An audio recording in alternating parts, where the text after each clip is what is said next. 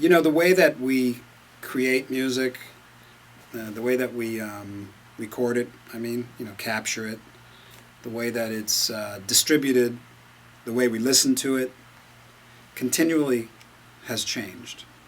It started way back when it was just rolls of music on a piano, and then, records, and then cassettes, and then CDs, and now digital.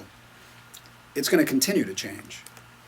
The thing that's not going to change, I believe, the two elements that are not going to change is the need for music and the musician. You need a musician to make music. And you need somebody who knows how to distribute it. Do you know what I mean? Of course. I like the music industry very much. I always have, I've never really struggled because for me, the most important thing was always playing the guitar, and everything has come from that, But I'm very concerned about I've always been concerned about the business of music because it's just part of the way my brain works. I don't like being taken advantage of, and I don't like to be dependent on anybody. I'm a very independent musician. Flexible was as independent as you can get. I recorded it in my own studio.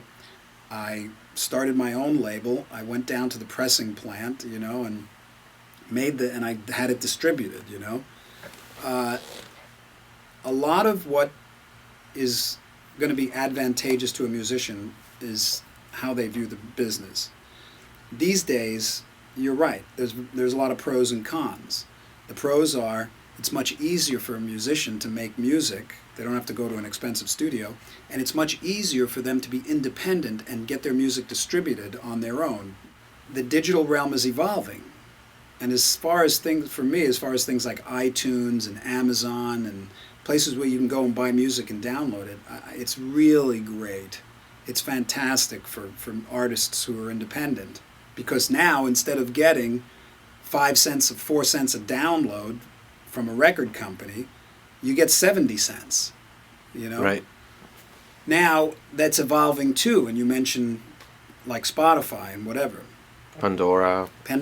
Well, Pandora is real. I love Pandora. That's more like a radio, though. It's like radio, and it's great promotion, and I think maybe Spotify could be viewed as the same thing. Now, but yeah, the royalties that are garnered from it are pretty ridiculous. Why is that? Nothing. What's your opinion? I'm really curious.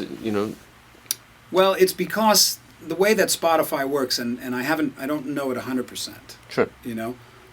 Is your music gets streamed and it's in this big pool, and then they do this survey of how many pieces, what was streamed, then you get a percentage. A lot of it's, the ploy of, the labels, and I'm not, I don't want to be held as this is how it was done, but this is my understanding. Spotify came and gave great big advances to all these labels, and the labels don't think into the future. They need to think about, what do I have that's a hit now? Because they've created this scenario where they're eating themselves, So they weren't on top of the internet game. If they were, Sony would own iTunes, or they'd be iTunes, They would be the porthole. But they let it slip away, because, that's not... And I've seen it. When I was at Sony, I remember I went to them with Alien Love Secrets, and I said, I want to make this a DVD.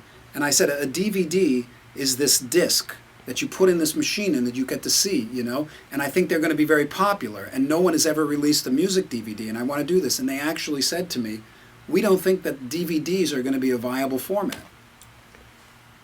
And so on and so on, So when it came to the internet, it was the same thing, and they just lose out, Right.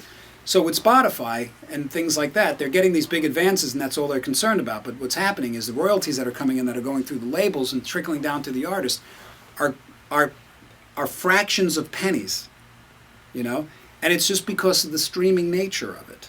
But there's caveats, Some people don't like Spotify because you don't own the music. You don't. You pay for an account and you get all this music, but once it's done, you stop paying, you lose it all.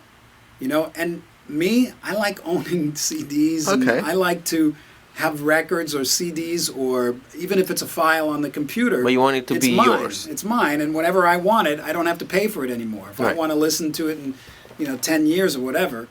But the thing is, and this is important for artists, if you go and you create an account directly with Spotify, as little as you get, you're still going to get more than a regular release through a label where you're getting a royalty. You know what I mean? So That's a you good really, one. as an artist, you need to be aware, if you're interested, in continuing, of how the infrastructure of your business. And a lot of artists are very intimidated by that. Oh, I don't want to know, but I'm just the artist. I let the other people do the business. Even if you work with labels and stuff, you have to be astute. You have to be on top of it, and you have to audit your record companies and Right. all this stuff. And it's like reading music. A lot of musicians like, oh, I don't know theory. I don't know music. I don't want to know how to read music. It's too, it's easy. It's easy. Just do it. You just do it. It's like, I'm not, the most intelligent guy. I'm actually pretty simple, when it comes to the way I like to have my life. The music is complex, but, I'm not highly intelligent, and I can do it all. If I can do it, most people can do it. They're just intimidated, and I'm not intimidated. When it comes to my music or my money, I am not intimidated one bit.